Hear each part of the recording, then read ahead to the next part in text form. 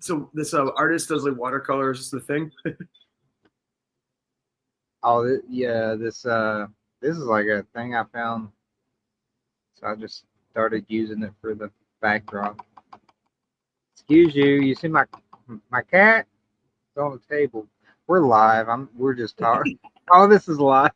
My cat is joining. So if that happens, uh, my cat does like my cameo style.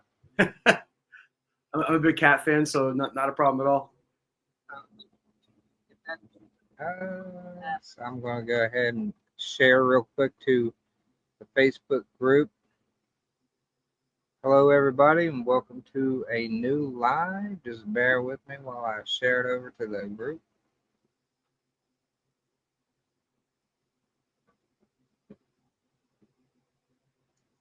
And I will tag you in that post just so you have a reference to get back to it.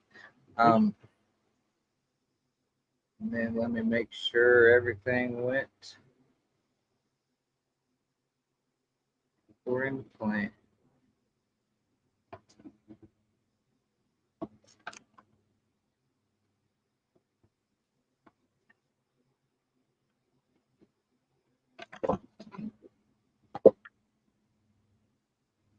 All right.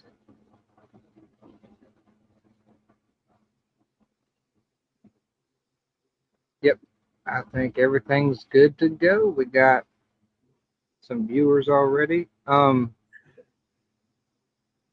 Just a quick on top of everything, like while we begin, if anybody has any questions for Brandon, just drop them in the comments and I'll try and get to them as I see them come in. All right. Hello, everybody. Welcome to a brand new live on this very hot summer day. We are in summer finally. I think it just, we had the equinox a few days ago, so always fun. Um, but I'm with Brandon Perras-Sanchez. Is that correct, Paris? That's correct. Yeah. Perras-Sanchez. So, without further ado, if you would please introduce yourself to everyone and tell them what you're all about. Sure. My name, as RJ said, is Brandon Perras-Sanchez. I'm a horror author and a horror filmmaker, and it's just an honor to be here. I live up in Providence, Rhode Island. We have a lot of awesome horror writers from here, so I'm in a very, very good state with a lot of awesome writers. Awesome. So, I mean, there's only a handful of cities in the U.S. probably that are like super fitting for horror authors to be from, and Providence is definitely one of those, being the home turf of H.P. Lovecraft. Has has Are you Providence born and raised or a transplant? I'm a transplant, but I've lived here for over 20 years now. But I'm from northern Vermont originally. Okay, so yeah, um, has living in that area influenced your writing or filmmaking at all? I think in a way of just being openly expressive about anything. Providence is a super I don't give a fuck kind of city. Anything kind of goes here. I've never seen anything like it. So I think Right. that's kind of borne off on us too, just taking risks and chances I think you normally wouldn't make just because everyone around you is just doing whatever they want and there's no judgment. It's been kind of a blast. So we're the noise rock capital. We have a lot of really cool like just our awesome bands and weird shit going on. So I think that's kind of rubbed off a little bit. Hey, yeah, that's pretty cool. So like, uh, would it be laissez-faire attitude? I Yeah. guess the term or the colloquialism it would be. But yeah, I've told my wife for years that I wanted to do something that I kind of created. I call it the creepy crawl. And where we live in West Virginia, it would just be going direct straight up the East Coast. And that would be stopping off in Baltimore first, of course, for Edgar Allan Poe, and then heading over to Providence, Rhode Island for the Lovecraft tour and stuff. And see all that. And then you go up to Salem, Massachusetts, preferably around the fall. And then you head over to Sleepy Hollow to end it. So it's like a creepy crawl. You're hitting all the four main literary areas in that, in that region. So have you ever done any of those areas yourself? Like been to them? And Yeah, I've been to all of them. We had Edgar Allan Poe was up in Providence for a while too. There's a house up on Benefit Street. I'm not sure if it's where he got rabies or or what happened, but he was here briefly. Yeah, I've been to all those spots. I go to Salem a lot. It's like an hour and a half away. It's a really fun city. We went to Sleepy Hollow for the first time beginning of the year. It was fine. I think the time to go to Sleepy Hollow is definitely in the fall. But the cemetery up there is gorgeous. I definitely recommend that if you make your way up there. okay, so yeah, is there, aside from the cemetery, is there much to it, or is it just like a little small town in New York? It's really small. Like we were kind of shocked, but I thought it was gonna be like a Salem situation where it's kind of like Halloween all the time. There's like a little strip of bars and restaurants that some of them have some spooky stuff up year round, but it looks like just from reading about it when we got there that all the fun stuff kind of takes place in October. They do like big block parties and stuff. And there's some graveyard tours. And it's a massive cemetery too. It's cool, but I guess they do some like people dress up in costumes. They do a little storytelling, and they give you a lantern. You go around at night and go to different stations, and they do a little performance or something. But I think out of the four, like Salem's probably the most fun. Salem, yeah, that's pretty cool though. Yeah. Like, to hear about Sleepy Hollow, like I think not a lot of people consider that, but it's right there in that area. Like I don't know exactly how far, but it's not too far from Salem, like Sleepy Hollow. Like Yeah, it's maybe a couple. like 3.5, 4 hours maybe. It's not too bad. Yep. So, all right. So, with these interviews, I always like to ask, what got you started on your writing journey? Sure. When I was a little kid, I kind of had my own little world. I lived in like my imagination and stuff, and I got really into like folklore, mythology, and the supernatural, and all those books about like unsolved mysteries and cryptozoology. And kind of buried myself in those. We had a small little library in the town I grew up in. I think I read like all their cryptozoology books and unsolved mystery books like a billion times, and the folklore mythology ones. And then from there, I think if you start with those kind of books, you automatically end up in the horror genre. I think a lot of those cautionary tales are pretty dark and kind of brutal. Lots of fun monsters and magic and weird shit. So I think the natural progression from that was getting into like the Scariest Stories books, which are based on like American folklore. And then from there, kind of finding my way over to Clive Barker and that end of horror. And when would be the first time you had something published, whether it's self-published or from a press or something? Yeah, so I make movies. So I've been writing a lot of screenplays. I've been writing my whole life for the most part, just lots of like just short stories and things I've never really did anything with and ideas. And then started compiling a lot of screenplays that I was hoping to make into movies or to sell off. And ran into Aaron Berger has been a good friend of ours. He's been a big support of the movies we've been doing. He lives over in Coventry, Rhode Island. So he's close by, and he's one of the most coolest people I've ever met. The guy's fucking awesome. Just wants to help everybody around him. So we were chatting one night, and he was like, you know what, like all those screenplays sit on your laptop that you can't sell to anybody. You might as well try to novelize them, at least try to make some money off them. Just do something with them instead of sitting in purgatory on your laptop forever. So sounds like a good plan. So we sat down, and the first screenplay we did was The White Bishop, and kind of he helped me with the ins and outs of that. We sat down and kind of wrote that together. Showed me how to do self-publishing and kind of how to format like a short novel, and just kind of went from there. And then once training wheels are off, I jumped over onto Recessive Nature. So those both came out. They've been out for like almost a year, a little over a year.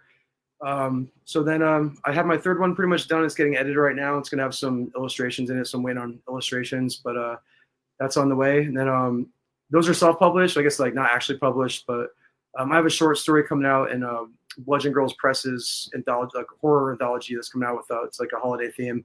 So that'll be kind of, I guess, technically be my first actual publication. That'll be in November. Okay.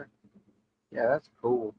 So you're kind of new to authoring, Yeah, and publishing, but how long have you been doing the movie screenwriting, and have you adapted any of those, or what's going on there? yeah. So the screenwriting stuff I've been doing for oh my god, like 10ish years now. Prior to that, I just had some just ideas here and there. So Recessive Nature is a screenplay that I wrote too that I adapted to a short novel. The other one that's coming out, To Break a Pale Yoke, that's not a screenplay I did. I need a large budget to. Well, actually, I think all my books would need a large budget to make those happen. But yeah, I got a whole mountain of ideas and screenplays I will be making into novels. So the fourth one I have already outlined. That's when I think when the To Break a Pale Yoke comes out, I'll have that one ready to go too to start working on. Yeah, it's fun. Between the two, which is your favorite to do?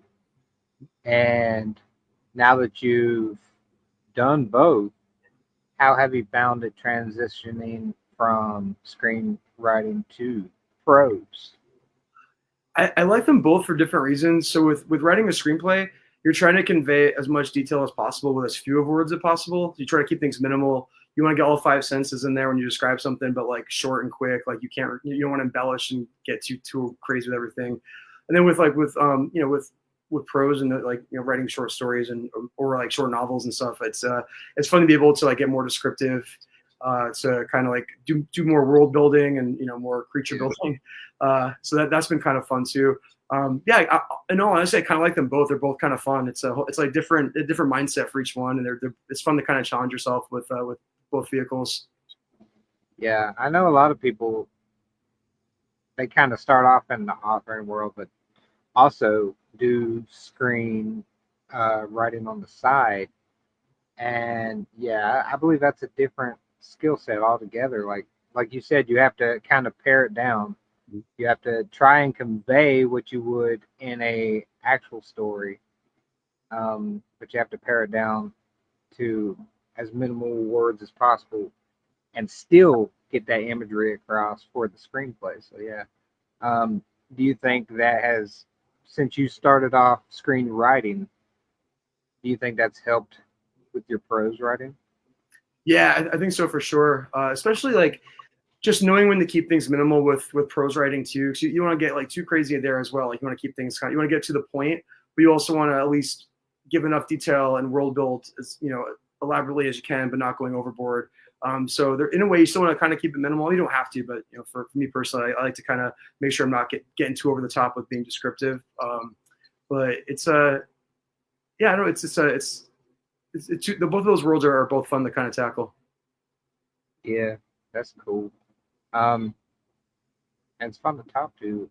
See how it works for other people. But yeah, trying to think if there's anything I want to touch on with the screenplay. So I don't remember if you answered, but do you have films out there that people could access or watch, and where can they find them? So the first one we did, that one was kind of a group effort. Like I was not the sole writer, but like it's a group effort writing the story and the script and stuff. And that one's called Death Drop Gorgeous. It's a super super low budget, can't be like John Waters style, just sleazy, gory drag queen slasher film. That one is it's no longer on Shudder. It came off last year. The contract was up, but it's still on Tubi. It's on Amazon and like Apple and all that stuff too. Our second one, Saint Drogo, that one is not out yet. We're still working on. We're actually finalizing the Blu-ray details right now as we speak. So that should be out on Blu-ray next month. And for streaming, I'm not sure what avenue to take for that. In the filmmaking world, to get your stuff out there has gotten so complicated with everything just being so heavily monetized. So I'm not sure if that'll be just like something that ends up on Vimeo, or if Shudder wants it again, or like if we can somehow finagle it onto Tubi. Yeah, but either way, we'll get it out there somehow. So yeah, anybody wants to check out Brandon's short film, or is it short films? Oh no, So they're full lengths. full length features. Yeah, You said Tubi and Amazon yeah, would be the best places to find them. probably these ones. Then we're in the middle of filming our third one right now called Queen of the Rats, and we're about like almost halfway done, but it's not our main job, so it's like a nights and weekends thing with our cast and crew. So it takes us a while to get a movie out. So we're hoping to wrap all the filming by the end of this year, and then all the post stuff like takes a while too. So maybe by like the middle of 2026, we'll have our third out. Nice. Yeah. That's exciting. I will be looking on Tubi for sure.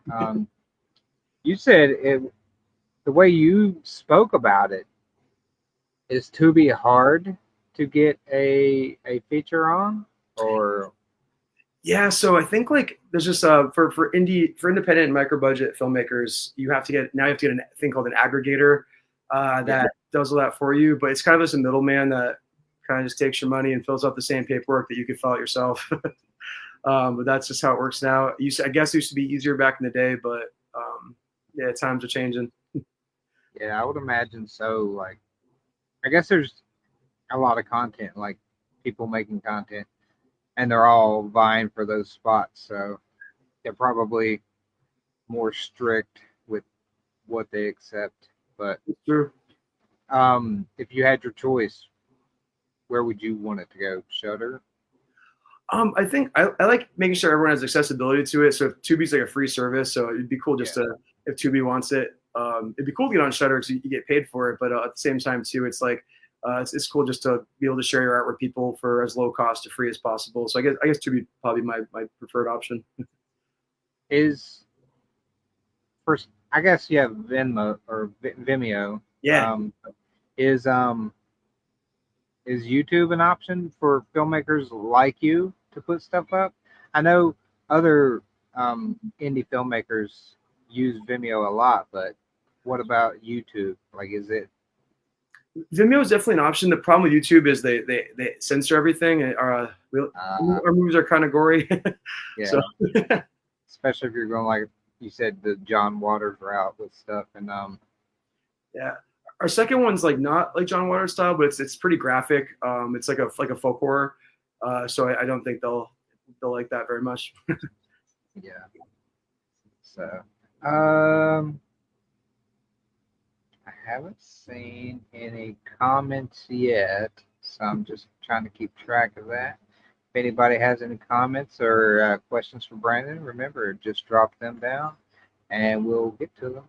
So, with my second question for you, and this will probably fall back to what Aaron did for you and helped you, but is there any advice you received in the beginning when you started writing and publishing?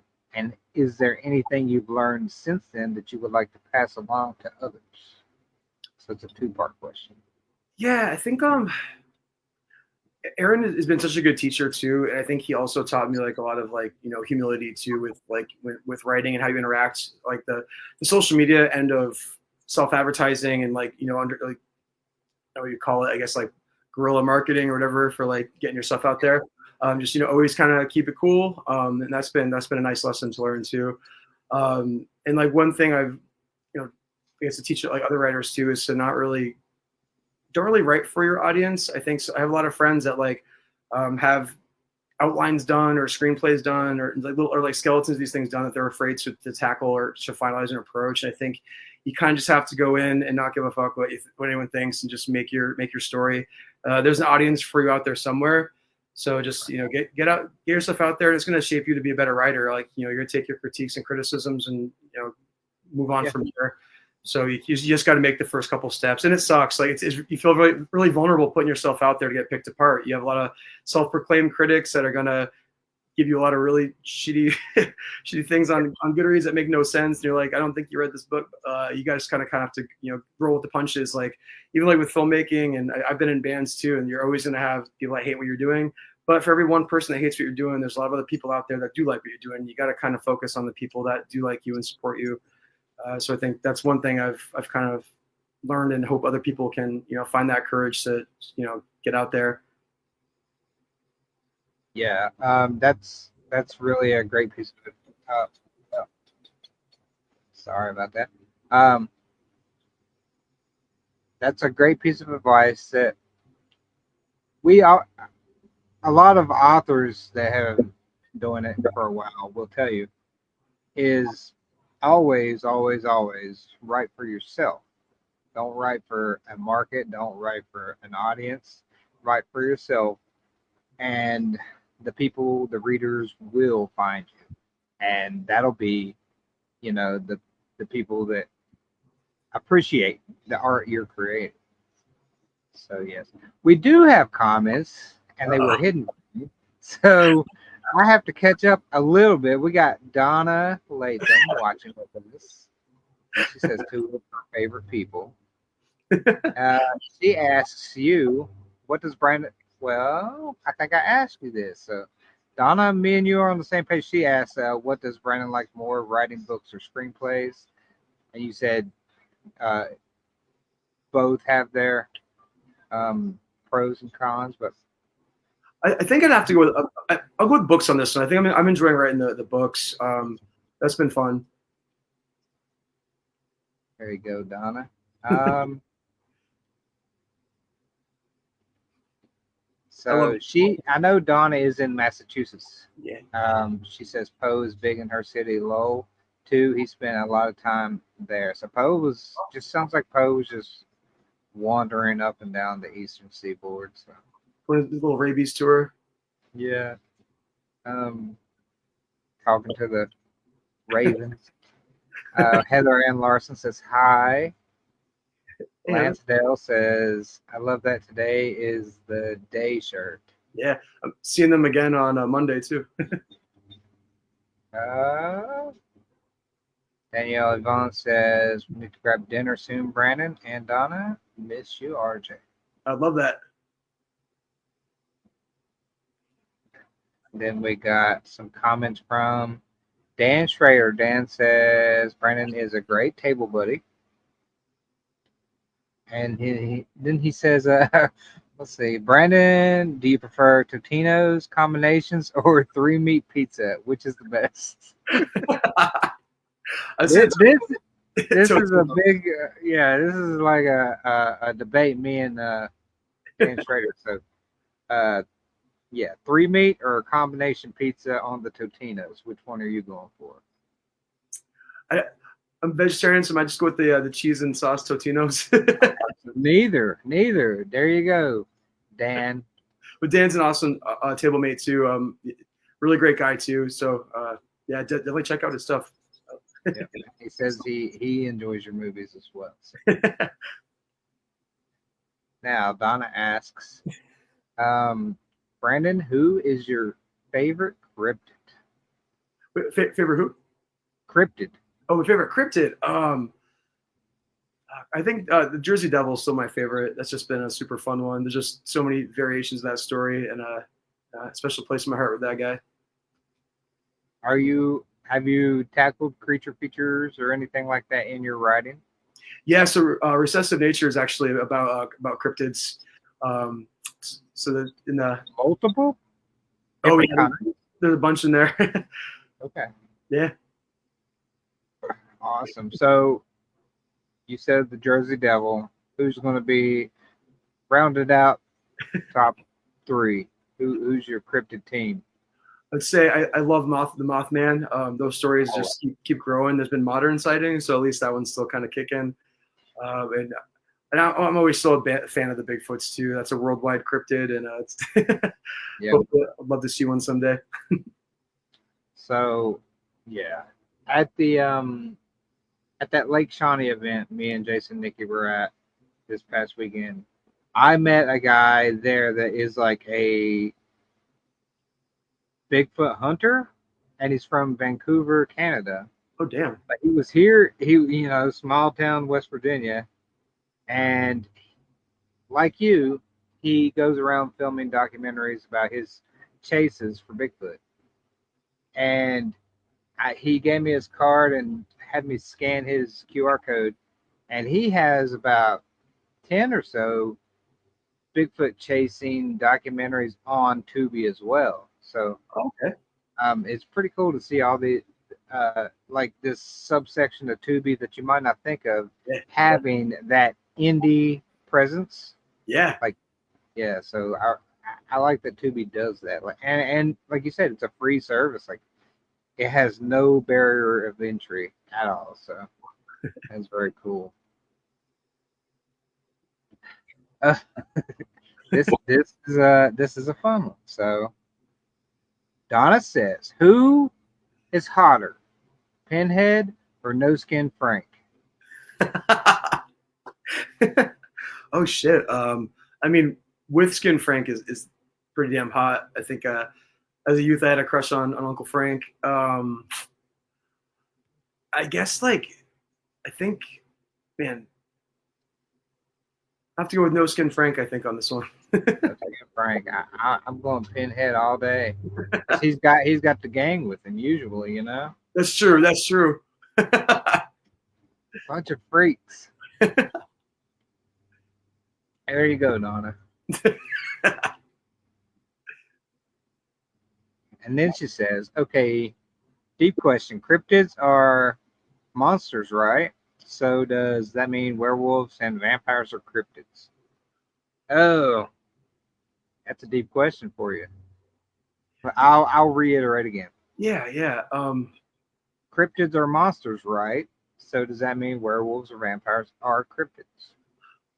Well, it's a study of animals and creatures that we have like no like knowledge of that we kind of just exist in nature. So like those like giant stingrays that we're well aware of, those ones that like have like the massive wingspans and stuff. There's one that's genetically slightly different. That's like a few inches smaller. It's a whole different species. So that was I can't remember the name of it. That's kind of qualifies as a cryptid as well too. So I guess technically a werewolf could be. I think vampires are too humanoid. I don't know. It's like kind of just a human that's been transformed. I guess werewolf is too though. Yeah, that's what I was gonna say. Werewolves are very humanoid too. Yeah, I don't know. I don't. I would say no, they're not Yeah. cryptids because there has to be some kind of mystique. Well, not mystique, but we have too much lore behind the werewolves and vampires to consider them cryptids, in my opinion. That makes sense. Yeah, there's too much lore, backstory. We basically know how to defeat them. We could and almost detect them. So cryptids are cryptids. I mean, would you consider a UFO a cryptid? Um, I That'd don't be know. fun, like a biological UFO. Imagine that. A biological one, yeah. Yeah. Because like those like the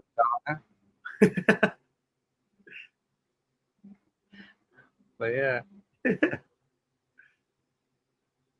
she says we'll drink Long Island iced teas and discuss. I'm down for a Long Island iced tea any day, every day, especially on these hot days that we are having for sure. Are you going to be at Scares That Care in February? I will February, yes. I'll also are you going to this September Killer Yeah, Bride? I'll be there. So me and my wife Jess will be there. We Cool. are not vending, but we are going to attend just to Nice. show the support for Scares That Care. So Yeah. so then maybe we'll get to actually hang out, and because like I'll be on this side of it instead of that side, and actually get to enjoy an event without the hectic chaos of trying to sell books. So Yeah. you'll be vending there? I'll be vending. Yeah, I'm sharing a table with Jason Nicky. Okay. Yep. Jason. Coming down with Matt Forget from Boston. Him and I are driving down from here, and then should have a fun weekend. He's another author from Boston who's great too. Good guy. Okay. That's it. Yeah, that's going to be an awesome event. Looking forward to it. So Me too. there you go. Like if anybody out there wants to come and hang out with Brandon, he will be at Scares of Care Killer Pride this September. I think it's towards the end of September. I don't know the exact dates. I forgot But to. Yeah, it's definitely I towards the think it's end. the last weekend of September, around there. I I'm think sure so. Donna will have the answer for me in no time. Um, she told me to be nice to Matt when you meet him. Why wouldn't I be, Donna, when I'm never not nice? So you said Matt Forget, and I've Yeah. seen his name on Facebook, and I always just said Forget, like Matt Forget. So I mean that makes sense since it's an I instead of an E. But yeah, I don't think I've spoken with or talked to him, so I look forward to meeting him. And you said you're driving down with him? Yeah, yeah. Yeah, that's awesome. All right. So before we take any more comments from the people, my next question for you would be, what has been your biggest surprise after joining the horror community? And that could be writing, reviewing, or otherwise. Um, I've been a part of like the horror community for quite a long time, and I think it's definitely one of the more supportive communities out there. I think um, it's a massive community. It's huge. I think it's even like in the film genre and the literary genre, it's just massive. I mean, it's one of those genres where people actually collect the media of it all. So you don't really have like people collecting like rom-coms or you know what I mean. It's a really massive community. I think a lot of this community is made up of outsiders. I think it's just been kind of a lot of people that feel kind of on the outskirts of society kind of coming together of all different breeds. So that's been kind of cool. But for anything surprising,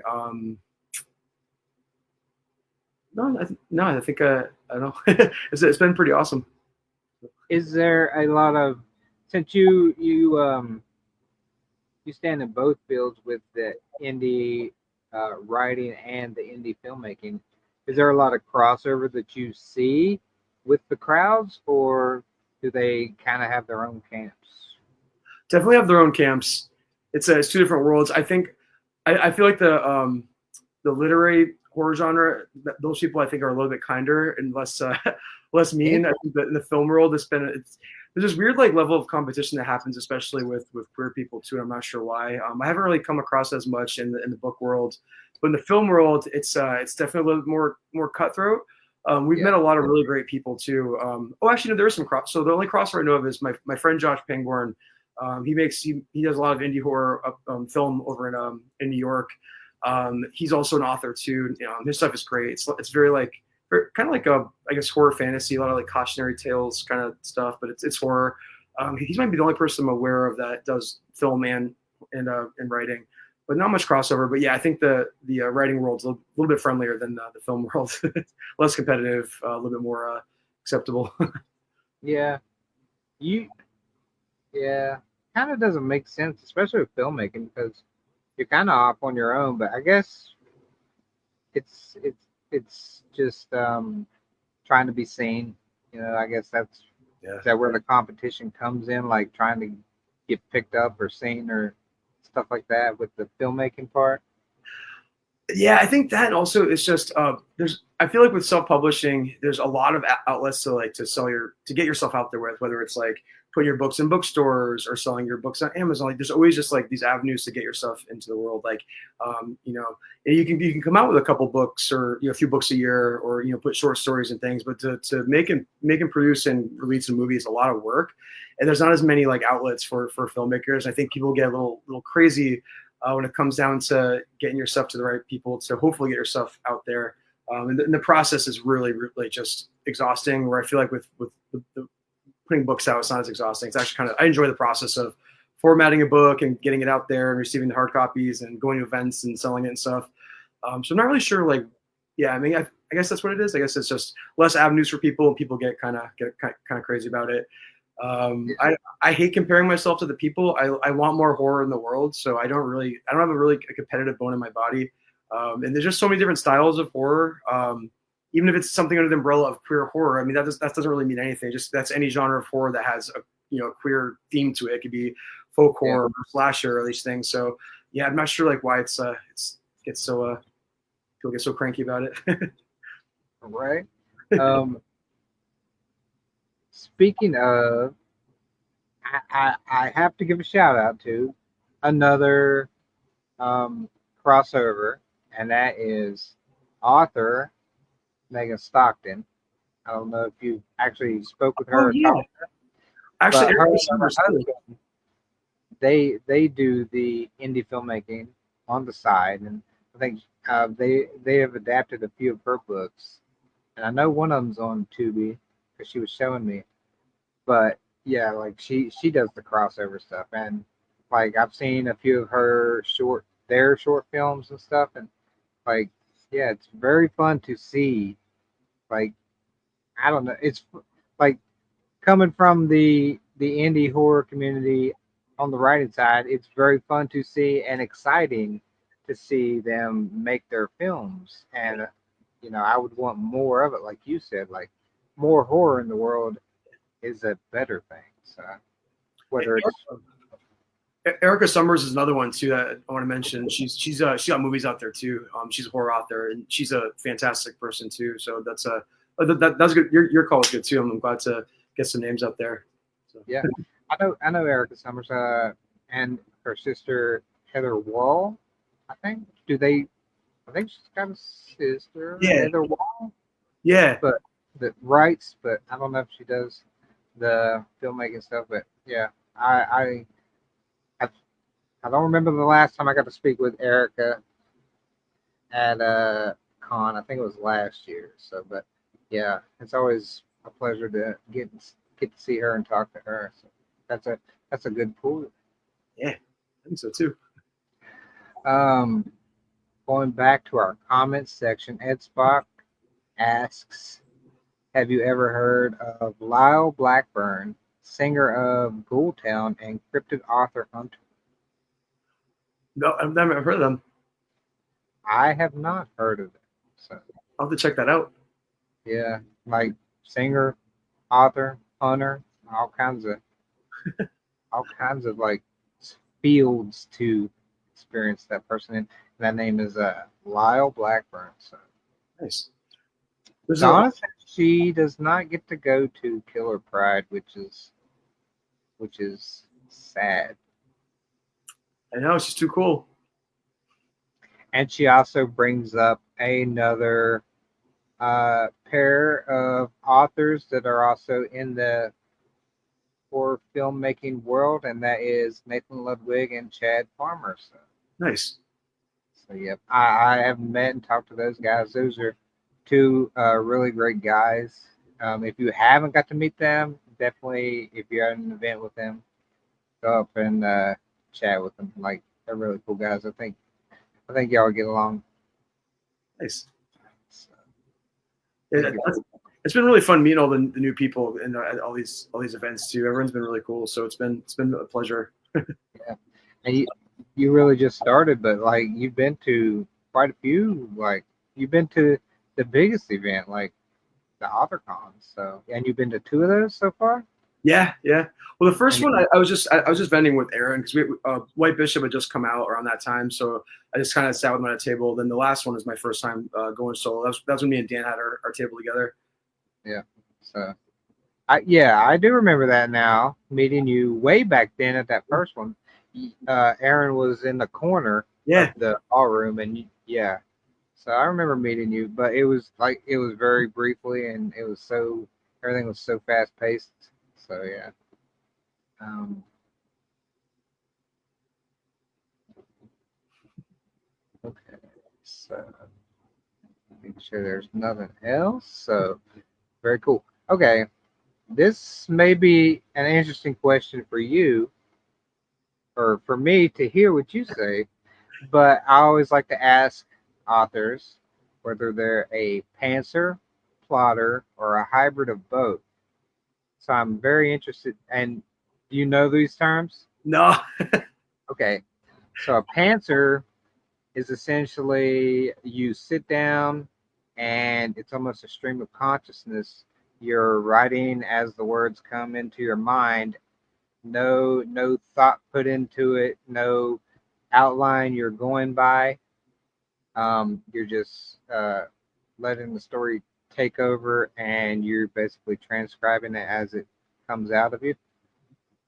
A plotter is exactly that. They plot out every detail of the story, make an outline, and then stick to that when they go in to start writing.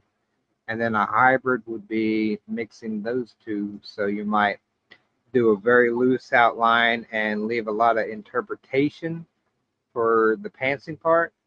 But um, the hybrid seems to be very much where a lot of modern authors are going to. But you being a filmmaker for so long before you started switching to prose, how do you go about writing your stories? Do you write an outline, or do you just sit down at the keyboard and let the story fall out? So I'm kind of a hybrid. So I definitely do an outline. When I do my outline, I kind of like free form think it, and then I'll go back, and it's just easier for me to like if I have to change like any like story arcs or characters around. I feel like it's easier to kind of nail out the trajectory of the story when you have outline instead of getting really deep into writing some really heavy detailed chapters and having to like kind of rearrange stuff from there. So I like to kind of nail down a good outline first. Yeah. Okay. So you're a hybrid writer. See, that's an acceptable answer. If you had said you were a plotter, this interview would be over. No. I always just say filthy plotters, but so do you, when you say you do an outline, do you actually write that down? Like your story beats you want to hit for the book? So how I do it is kind of weird. Like I when I outline something, I kind of think about it as writing like a scene in a film. So like, I'll number it out, and so like each scene is like parts like a whole chapter or parts of a chapter too. So I kind of just envision it in my head and then just write it out. So I think a lot of Storyboarding. yeah, so essentially storyboarding. Yeah, You're storyboarding. So yeah, I think honestly, I think that's maybe not maybe the authors don't realize that, but yeah, I think that's what a lot of people are doing. Like if they say it's very cinematic or something in their head, their influence is coming from watching a lot of films, and then when you read a book, you're playing it like a movie in your head. So yeah, it's essentially if you can storyboard out a story, yes, like that's perfect. I think so. I love Awesome. it. Like, that's my always a favorite. fun question. Like, It's cool hearing all different kinds of processes and techniques that writers do. My friend taught like a writing class to Victoria Delpy. She's another a horror author from Providence. She was teaching a class on the writing process. I've never really taken a formal class on it, but there was a whole class on just different types of outlining and how people approach structuring a story, and that was really fascinating to hear. There's so many interesting little ideas and techniques. Some of them I would have fucking hated, but some were really interesting and kind of cool. I'm like, oh, I guess it's funny how other people's brains work with getting all that stuff together. yeah, that's excuse me. That's one of the reasons why I like to ask.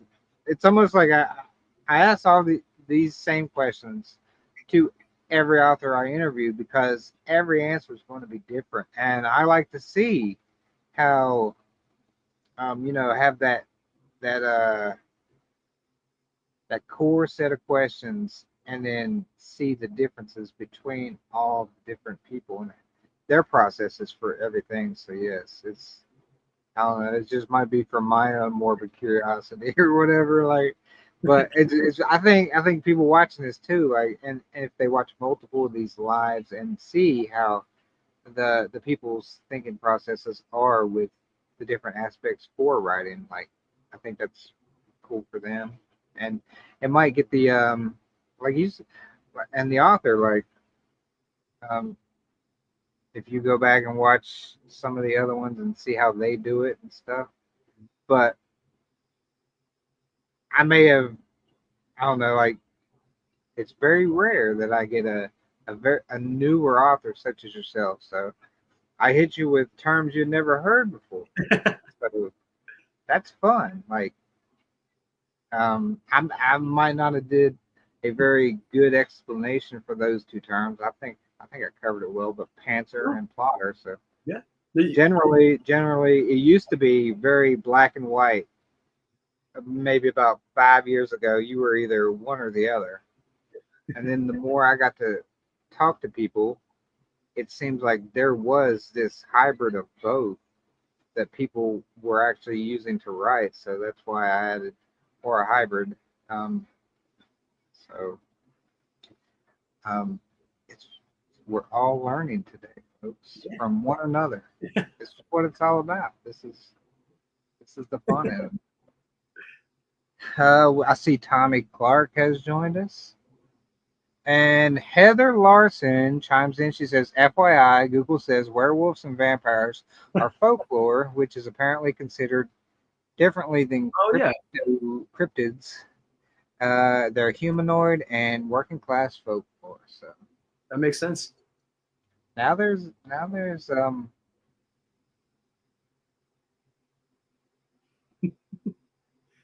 okay, like it's all cryptid and folklore talk in the comments. Yeah, I love it. That's my favorite stuff. So For me, so okay, that would be one of my questions too. Like, tell the folks what subgenres of horror you currently write in, and I think we touched on that with your cryptid story. But also, what of the subgenres, and there's so many in under the horror umbrella, but what are some of the ones you haven't tackled yet, but you are very much looking forward to in the future? yeah, so my heart and soul is in like horror, fantasy, folk horror. All three of my books right now are kind of in that realm. Recessive Nature is a little bit more lighthearted than my normal stuff. It's got like I want to combine like a 80s slasher style film with a folk horror. I haven't really seen much of that, and be kind of when I was writing as a screenplay, I'm like this would be so much fun to film. So I guess that's a little bit of small hybrid vibes to it or themes. Yeah. The other two I have, the third one's like a religious horror fantasy. The fourth one is I guess like a horror crime fantasy. It's a weird one. I wrote for Donna's compilation for Bludgeon Girls Press. The short story I wrote in that is a horror comedy. It was kind of a dark one. I don't really like write in that genre, even though our first film is like a dark horror comedy. I like writing it. It's not my favorite to watch. I would love to like challenge myself and get into like the supernatural world or like just like right now just slow boring gothic horror like that's just like pensive and creepy. I'd also like to film something like that too, but yeah, kind of like I'd like to try it all. But my heart isn't like the horror fantasy folk horror kind of world. I've been really shaped by like Clive Barker, just growing up with folklore mythology, and my brain just can't escape that stuff. So kind of what I do. Yeah, I that's probably amongst my top favorite subgenres is folklore, Yeah. and I've been trying to write more and more of it recently this year.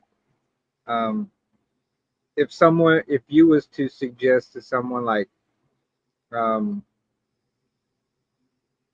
the stuff that you write and suggest a movie that they could get the similar vibes to, what would you point them towards?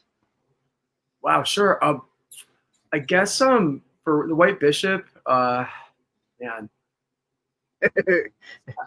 I would say it's kind of it's a play off of the Demeter story. It's a little bit different, but I saw the Demeter movie. It was all right. I haven't watched it.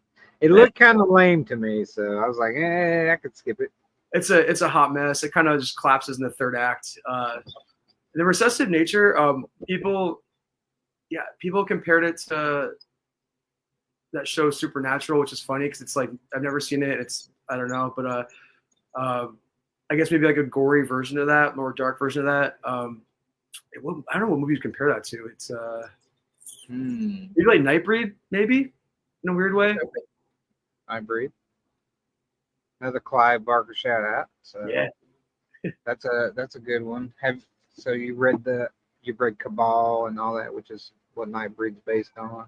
oh, And it's it's one great. of the in the books of blood. So They're supposed to make a series out of that on Sci-Fi. I'm kind of glad that they didn't, but unless it maybe fell into the right hands, it could be cool. But I thought the movie was great. Nightbreed or Books of Blood?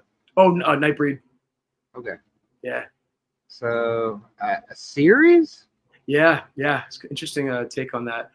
There's so many stories in Books of Blood that should be movies, but I'm waiting on those. It was maybe like what is the dude? Is it Mike Flanagan that does the series for Netflix all the time? Who adapt? So if it could do a limited series for Nightbreed like that, that'd be cool. I think it could work, but I don't know if there's enough meat on the bone for like a multi-season series. I agree. You wouldn't want it to overstay its welcome, with that story, because that was a really cool story and movie that Clive was involved in. So I would have to think on that one. And I'll like if it was like a limited series. Yeah. And if Clive could be involved, like delve back into the backstory and stuff on the characters. And also, like all the practical effects in the original are just so fun. Like it would just be some CGI bullshit if they ever did a series out of it. It would not look cool. I mean, a Books of Blood series could be fun. There's a lot of really fun stories in there. I'd love to direct the Pig's Blood Blues stories. I love that one. That short, it's great. Which one is it? Pig's Blood Blues. That's some of my favorite stories in Books of Blood. It's a fun one. It's weird. It's been a really long time since I read it, and that one doesn't ring. It's got a talking pig in it.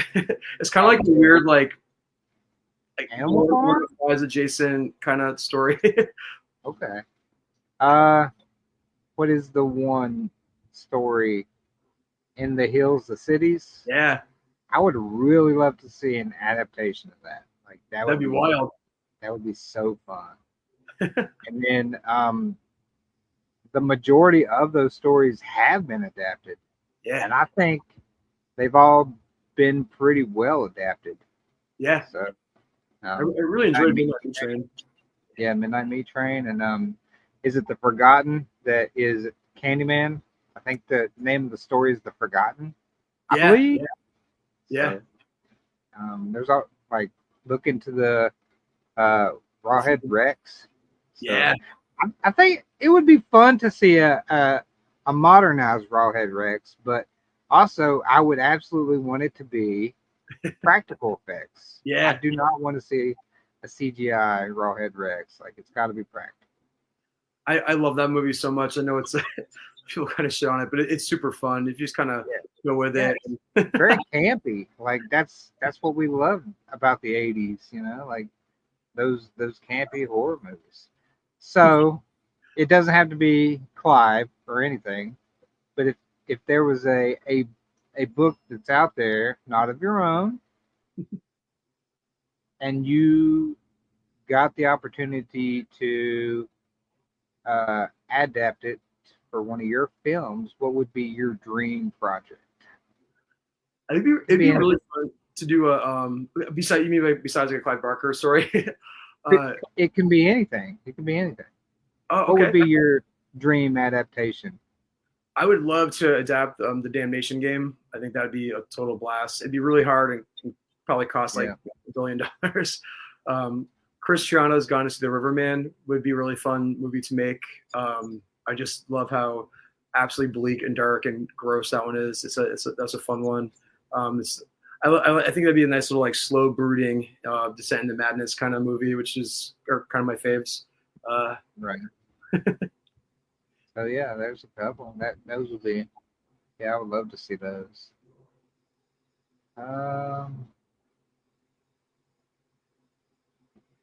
Trying to catch up on the comments again real quick. Yeah, Donna says White Bishop gave her Demeter vibes. Oh yeah. And Excessive Nature gave her Nightbreed vibes. So I mean, y'all was on the same page. Thank you, Donna. Heather Larson says she read In the Hills, the Cities because Todd Kiesling said it's one of the best ever short stories. I think I need to read it again. I agree with Todd. Like that story, out of probably any of the Books of Blood stories for me, that story is the one that sticks out to me, and just I carry it with me. Like Yeah. that's the one for me. In the Hills of Cities, and it's so wild. Like to see a really good adaptation of that. I don't even know. Dream director. I mean, instantly my mind goes to Guillermo. So I also love just the amount of thought he put into the actual like mechanics and structures of the the two battling cities. It's just so detailed and like just so much thought put into like just the mechanics and the structure and how everything like operates. It's he's just a brilliant writer. I love reading anything by him. It's awesome. I'm severely lacking in my Clive Barker reads. I got up to a certain point. I think the last one I read was Great and Secret Show. Yeah. I haven't read Everville, which is the follow up to that. The one that people seem to really enjoy, um, that I did not, was the Weave World. Like, I don't know if it was too much fantasy, and I was expecting more of a horror story, but Yeah. Clive Barker did like really get deep into dark fantasy and stuff. The more he went along, Yeah. but like it may have been my mindset at the time too. Like I'm all about rereading. If there's a book I like did not like I will shelve it for another day, and Yeah. hopefully I'm in a better headspace when I read it and it clicks then. But like I've been meaning to get to a Magica. Yeah. Like, that's a huge ass book. It's a big one. But I've been looking for. I have a signed copy of a Magica too. That's Like I have awesome. a few Clive Barker signed copies. And a friend I met on Facebook like gave me some signed Clive Barker books, and I was like, he's like, "Do you want these?" I was like, "Yeah, I'll take them. Sure, I guess." If you must. Clive Barker. But yeah, Actually, I think instead of mentioning him, I think I would do Sacrament. People kind of sleep on Sacrament, but that story is just wonderful. It's so fucking bananas. The yeah, imagery in it is just crazy too. I don't know why people don't like that one as much. I think it's paced pretty well. It's not like one of his longer ones. It's pretty fucking dark, but yeah, that's a fun one. yeah. I love that cover to them too. It's like a fox standing in almost like a desolated landscape, Yeah, yeah, something like that. I would really like to see somebody adapt Scarlet Gospels, because yeah. as polarizing as that book is, like I love the Scarlet Gospels, I liked it and the too. imagery he put in that was fantastic. Like, folks, if you never read the Scarlet Gospels before and you're watching this, Suicide Machine. That's all I'm going to say. Suicide Machine. So that imagery like sticks out to me very much. So That one gets a lot of unnecessary hate too. I mean, it's yeah, I thought it was great. It was fun. It was fun. Like it's not going to be deep literature when you know what the story's about. I don't think it's a spoiler. It's like essentially they help. You can't call him Pinhead because really Clive Barker hates that term, but it's Pinhead going to fight Lucifer, right? yeah. Scarlet Gospels. So I think sometimes like the fandom goes a little too hard. I like when directors don't want to continue beating a dead horse and kind of trying to do something different with the characters and the stories. I think it's a Scarlet Gospel is something that's going to grow on fans over time. But yeah, I give Barker credit for not jumping back into another story super similar to. I mean, Hellbound Heart is the only other version that exists and that he's written. yeah, So um, I mean, I'm kind of glad, and like I think with the film fandom, people were expecting him to go in that direction, but like with yeah, the Cenobites have like the cigarette lady and the CD man. I think I'm kind of glad he decided to go back to hell with the whole thing. yeah. Like he stuck to his own vision and let the movies be their own thing. So Yeah, yeah, and the movies so are a blast. They're fun. yeah. Um, Also, I can't remember. I think it's Great Secret Show, but he brought in he he combined his book universes because he brought in Harry D'Amour Yeah. into the Scarlet Gospels, and Yeah. I think he was in the Great and Secret Show. Yep. So that's that was a fun thing for fans of Barker when he like made his universe a little bit smaller and combined, brought in other characters. Yeah. Donna said, yeah, Hell Priest. I got it, Steve. Donna says, White Bishop also reminded her of The Route of Ice and Salt by Jose Luis Zerat. I hope I'm saying that right. I'll check A it out. queer retelling of the Voyage of the Demeter. Oh, okay. Cool. So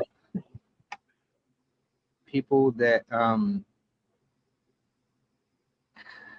and Demeter is the ship that Dracula, is that Dracula's personal ship? No, I think it was the ship commissioned to bring his body from Transylvania to England. Okay. Yeah, so he's buried down in that ship on top of a bunch of earth. So he's not allowed to. Vampires can't not be above earth. So. So yeah, so there you go. Like you're getting a lot of comparisons for your story. So hopefully people will be reading that one. So White Bishop, people should be reading that from Brandon. Trying to get through. So I think we have basically answered all my questions except for, and we touched on it a little bit, but what events do you have upcoming, let's just say in the next 6 months or so? Yeah, so I have a bunch in September. I have Killer Pride. I have the Spooktastic Book Fair in oh god, for a part of Massachusetts it's in. I have the Dark Arts Fest at RISD. It's also in September. I wish I had the dates in front of me. Oh man, what else is coming up? I kept the summer open because the book number 3 should be out in that time, so I'm kind of trying to get prepared for that. And yes, I have the Dark Drafts in January. That's in Pennsylvania. This place has catacombs underneath it, which sounds awesome. Have you ever been there? No, I can't wait. I'm so excited. And that group of people is really nice too. They just added me in this group chat thing. And again, I just love like the camaraderie that I've come across in this community too, which is really cool. So the Dark Drafts people, thank you for having me on board if you're watching. And yeah, you guys are awesome. So that's Kate and Kendra. Yeah, they're super nice. I will see you there at that one for sure then. Like, oh, nice. I got to go this past year and it was amazing. So yeah. I was very happy and excited that I got to go in for next year. Like they accepted my application. Once you get there, like it's a crazy venue. Like it's so old, you can feel the age in it and the catacombs and everything. Like it's very rich in mystique and all of atmosphere and very fun. So I'm excited for you to get to go to that one. Oh, thank you. I can't wait. So anybody that is wanting to get to meet up and chat with Brandon, those are the events he's going to be at.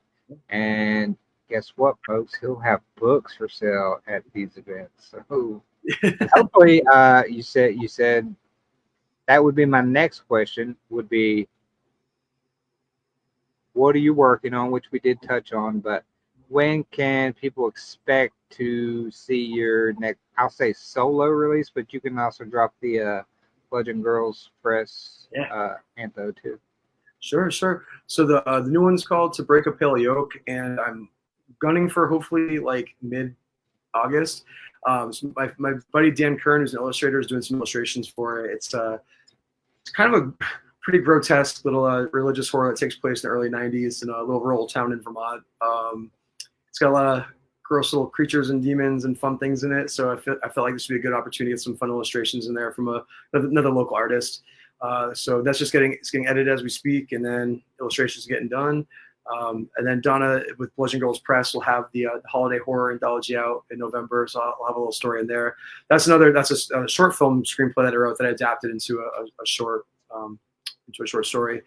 And then so then after that I have submitting to another anthology. It's the H.P. Lovecraft one. It takes place in Portland, Oregon, and Rhode Island. They kind of alternate every year, and when it's in Rhode Island, they put a little anthology with a theme. So it has to take place in Rhode Island, and the theme this year is underground. So I have another screenplay that I have that I'm adapting into a short story for that one as well. So that should be out. I'm thinking in the spring. That's cool. That's like Aaron really did something great with convincing you to essentially untrunk those screenplays and start switching them over to the pros. So we'll say thank you to Aaron Beauregard and no thank you to Daniel Volpe. Man, I love that dude. Dan's awesome. I'm not sure where you're going with this, Steve, but I'll ask it. He says, have you ever tried to reach outside your comfort zone? He said he's tried, but keeps getting circumvented back to horror. Any advice? Yeah. I've never written really anything outside of horror. It's a really good question. I don't know. I think again, just kind of following your heart. Like if there's an idea that comes to you that's not necessarily in your genre, maybe just force yourself to kind of sit down a couple times a week and just pick at it and see what you can come up with. Maybe start with like an outline and go from there. If there's whatever genre you're trying to attempt to work on, maybe like watch some movies in that genre, or read some other stories in that genre, and see like if there are any like hallmark differences that could kind of spark some creativity or ideas on how to apply like what you're good at to something that might be out of your comfort zone. I don't know. That's a good question. It'd be kind of fun. Just want to try that out. That's a good answer too. Like basically you want to envelop yourself in whatever genre you're trying to get into, but there is a very wise author that says everything is horror. That's Eric Butler. He says everything is horror. And to Steve, I would say that's the beauty of writing horror, is it encompasses all other genres. You can use any other mainstream genre in horror writing. Whereas if you were writing in any of those other genres, you could not use the other genres to an extent. So like if you're writing romance, you really cannot incorporate horror too much into that romance novel. But if you're writing a horror novel, you could have that romance in horror. You could have comedy. You could have comedy and romance and still write a horror story. See, horror encompasses all other genres, whereas all other genres, they have a little bit more rigidity. The cat.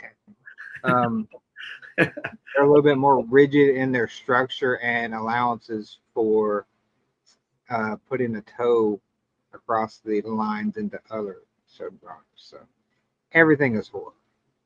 So I understand what you're saying, like, but what Brandon said, yeah. Whatever you're trying to attempt to write in, like, put yourself in that mindset.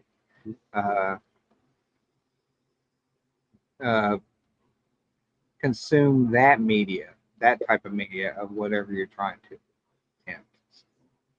Brandon said it, not me. Donna said, well, yeah, Steve said, cool, thank you, Brandon. So Butlerism at its finest. Absolutely, Donna. And Thank you, Rick. yes, you can, Heather. Heather says you cannot have romance and horror unless you're Angelique Jordana. I stand by that. There you go. Well, Angelique is very special and near and dear to all our hearts, so I will agree with you there. So, um, aside from that, that's pretty much all the questions I typically have for. I think they're letting off fireworks outside now. So, um, that's typical. I think that's all the questions I have for you today. So, if Sure. anybody has any quick questions for Brandon, drop them in the comments right now, and I'll try and get to them. But the last thing I usually ask of the guests is tell people where to find you on the interwebs, whether it's your socials or you got a website or something. Sure. Website is just BPS Horror. It's just my initials. I have a link tree in there. It has all the socials, but I'm on everything. Um, yeah, if you like Google like my name and my like Instagram or Blue Sky, it'll pop up. But it's probably the best way to find me, or Facebook.